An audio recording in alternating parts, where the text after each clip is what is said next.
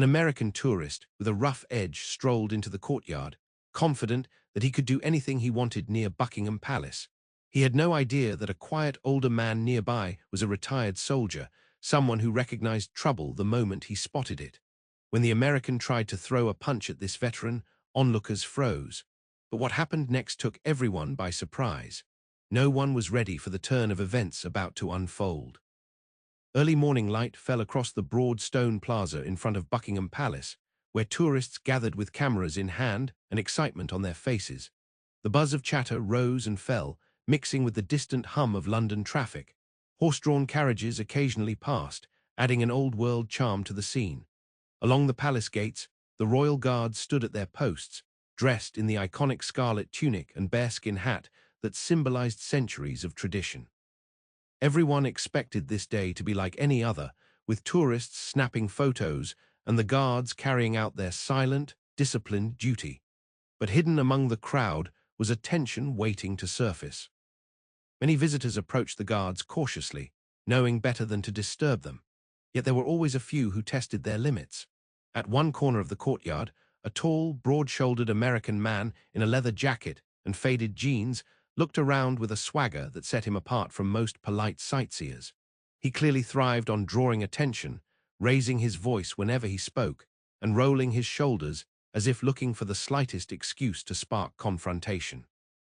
His accent boomed through the throng when he complained about the line at a nearby coffee stall, then laughed derisively when he saw how carefully people kept their distance from the stoic royal guards.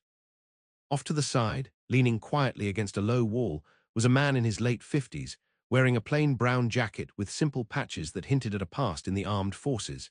He carried himself with a calm, steady air and kept a respectful distance from the guards. His hair was cropped close, and a faint scar on his temple told a story of its own.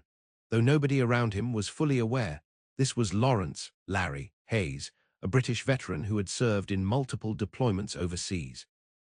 His calm demeanor came from years of discipline, and his eyes, sharp, observant, missed nothing.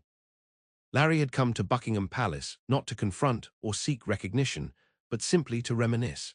He remembered being a young recruit visiting those same palace grounds for drills. Today, he just wanted to revisit the place and quietly pay respect to old memories. Watching the royal guards brought back reflections of honor, sacrifice, and duty. Now, however, he noticed the raucous American man's behavior and couldn't help feeling a quiet concern. There was something about the man's energy that suggested he might cross the line. Sure enough, the American began making loud comments, trying to see if the silent soldiers would budge or react.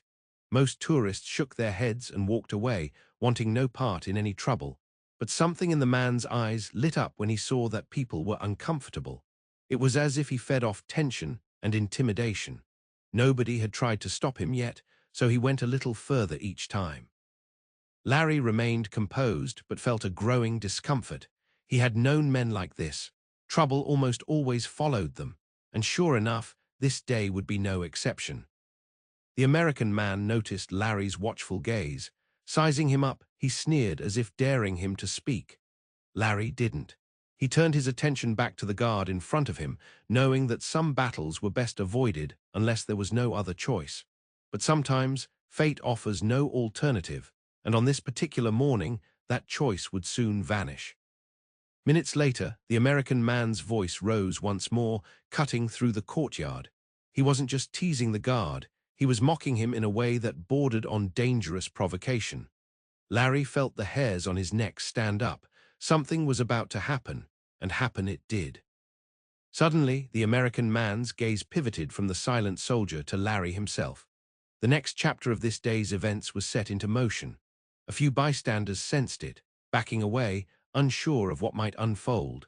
In the hush that fell, all that remained was the American's balled fists and the quiet readiness of a veteran who had seen more conflict than most people could dream of. The tension was set. It was only a matter of time before sparks flew, bringing everyone to the edge of their seats. Larry tried to divert his gaze, hoping the man would lose interest and move on. But bullies rarely walk away when they sense an audience, and the American man was on the hunt for confrontation. At the first sign of Larry's attempt to avoid trouble, the man squared his shoulders and walked straight toward him with a smirk that promised trouble. "I hear you're real tough, old man," the American said, voice dripping with sarcasm. "Got a problem with how I'm enjoying my time in London?" Larry kept his hands loose at his sides, heart steady. "I have no problem, friend," he answered quietly, though he hated calling someone like this friend. "Just don't disrespect the guards." "Disrespect?" the American laughed, a short, loud bark that attracted even more attention. "They're here to stand like statues, right? I'm giving them a show." People in the vicinity paused, uncertain whether to step in or simply watch. The royal guard a few feet away remained rigid, following centuries-old protocol not to engage unless absolutely necessary. Larry wasn't bound by such rules, but he also had his own code. He'd never be the first to throw a punch. He knew better than that. The man took Larry's silence as weakness. "Let me guess," he said, eyeing the small patch on Larry's jacket. "You're one of them soldier types. Bet you want to be just like these guards, standing at attention for hours. Is that it?" A few tourists whispered to one another. Word began to spread that something ugly could happen, and a wide ring of space opened as people gave them a large berth. Cameras that had been snapping photos of Buckingham Palace and the stoic guard were now turning toward the two men. Larry noticed the tension building around them, recognized the warning signs, and hoped to defuse the situation. "You should show a little respect for their duty," Larry said calmly. "They aren't just standing there for show. There's history, tradition, and discipline behind that uniform." The American man shook his head, seeming almost amused. "What are you gonna do about it, old-timer? You and your war stories." Larry didn't rise to the bait. He had seen far worse aggression in real war zones. Still, the man's contempt gnawed at him. The moral sense of defending tradition clashed with his desire to avoid pointless violence. He wasn't a royal guard. He wasn't under official instructions not to speak, but he also didn't want to create a scene. Around them, people began to watch intently, some with phones out, recording. The environment had gone strangely quiet, a hush that felt charged with static. Even the other guards seemed more alert, though by protocol they could not break stance unless a genuine threat demanded it. A pair of local bobbies on routine patrol looked over, but they were too far away to intervene right that second. The American man caught the sudden interest of the crowd. Smelling the chance for showmanship, he puffed his chest, half shouting so everyone could hear. "Yeah, that's right, folks. These guards pretend they're so tough, but all they do is stand there. Watch me.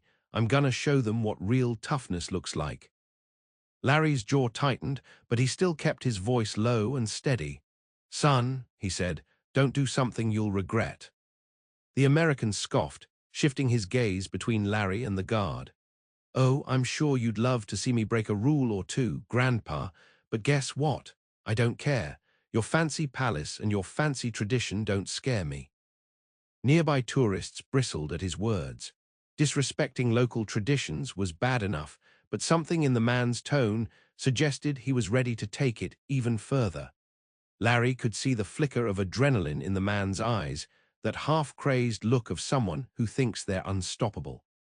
Then, as if on cue, the American stepped dangerously close to the guard. He stretched out his arm as if to tap on the guard's bearskin hat, an act that would certainly not go unanswered. A handful of people gasped. Others braced for the guard to shift, to shout, or to position his rifle. But the guard remained immobile, fully committed to the rigorous expectations of his post. Larry took a step forward, placing himself between the man and the guard. "Leave it," he said quietly. "This is the Queen's Guard you're dealing with. You're crossing a line."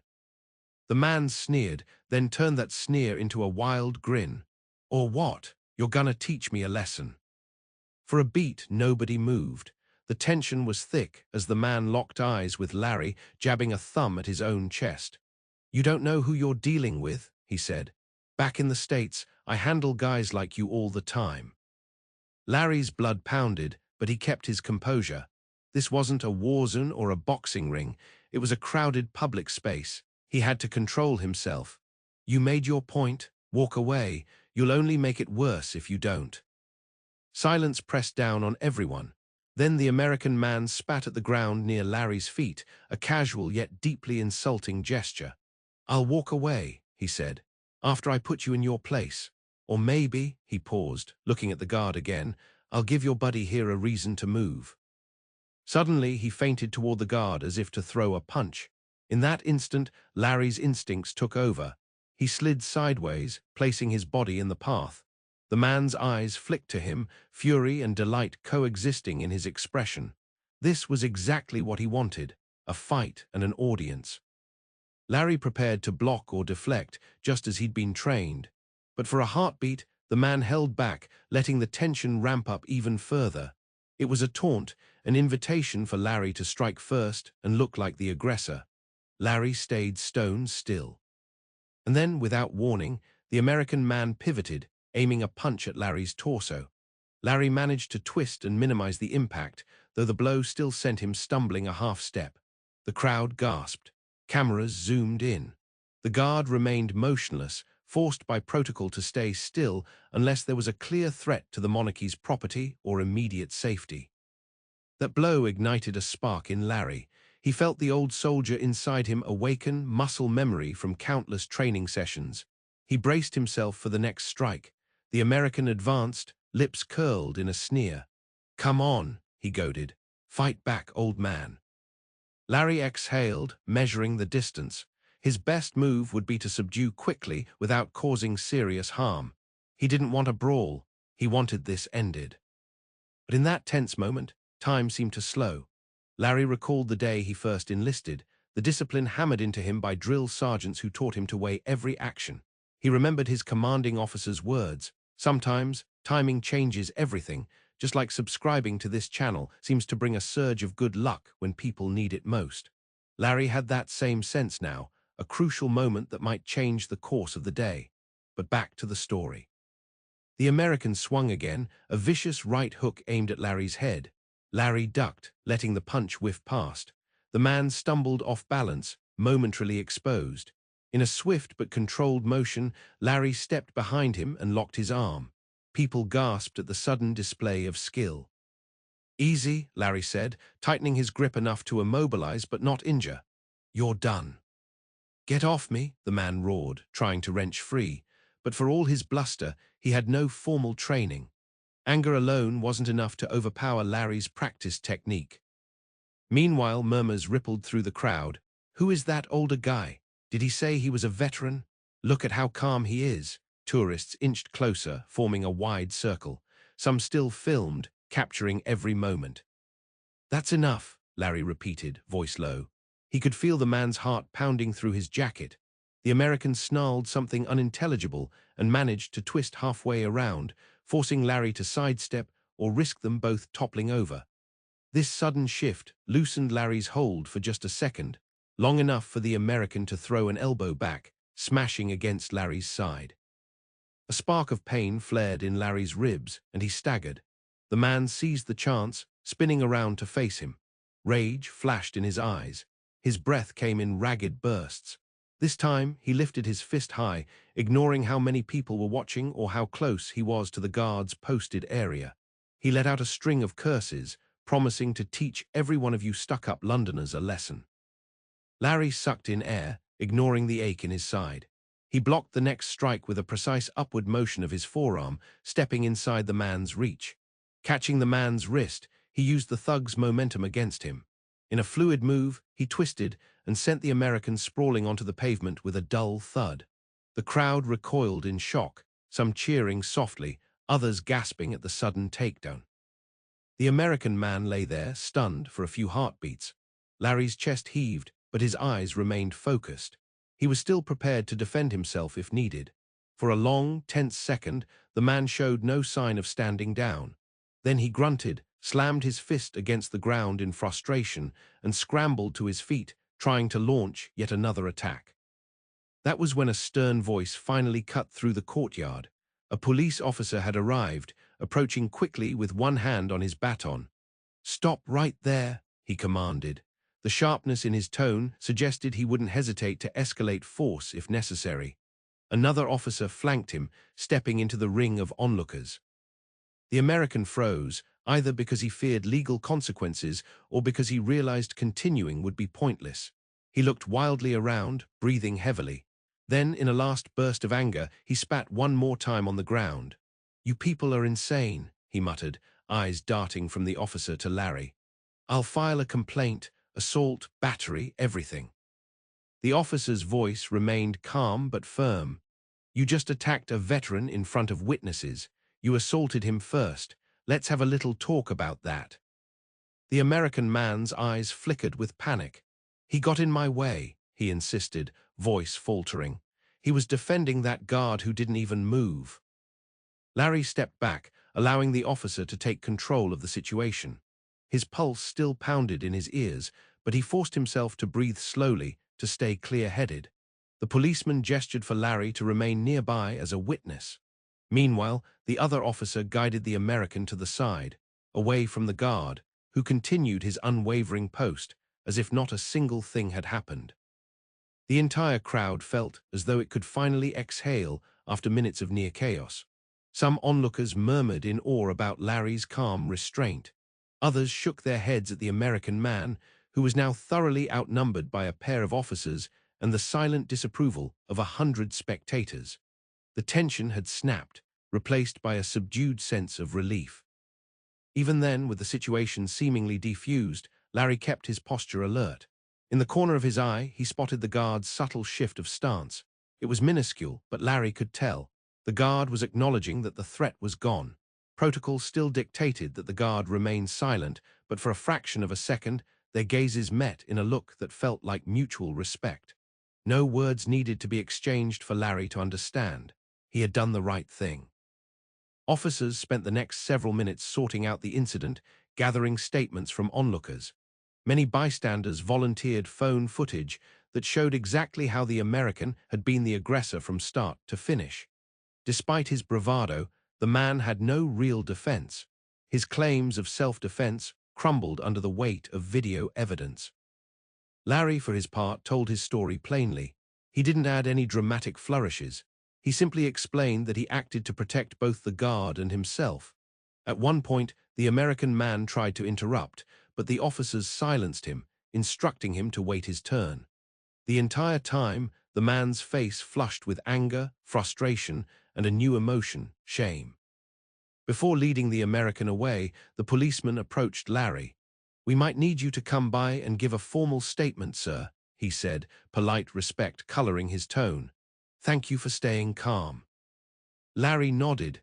"Yes, officer, I'll do whatever is required." The policeman gave him a grateful nod, then signaled his partner. Together, they led the grumbling American man through the parted crowd. A few onlookers clapped softly, as though applauding the show's end. Others whispered words of thanks to Larry. The attention made him uneasy. He hadn't done it for applause. He had simply done what he believed was right. As the gathered spectators slowly returned to their sightseeing and picture-taking, Larry took a moment to steady himself. His ribs still ached from that elbow, but he suspected it was just a bruise. In a day or two, it would be a distant memory. He glanced over at the Royal Guard, who once again appeared to be carved from stone, as unflinching as ever. Stepping closer, still keeping a polite distance, Larry allowed himself a moment to show respect.